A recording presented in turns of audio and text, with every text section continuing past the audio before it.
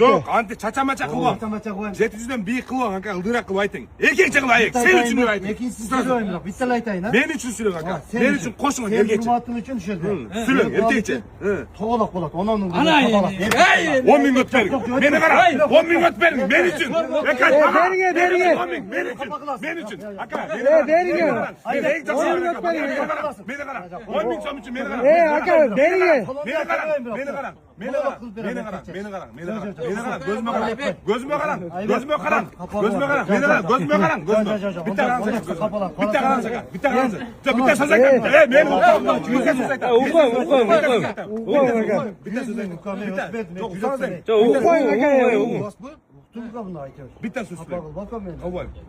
Ben men üçün aka, dağı bir zor. 500 so'm etmen çaka. Men göndüren çaka. Sizden sor. Verin aka men. Aka şakamçı. 500 so'm. Umarım sıraga adam ekene.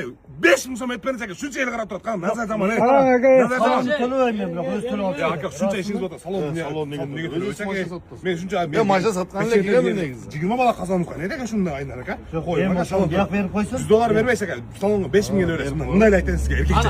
Razısınız aka? Basma kan. Aka to'g'anlar.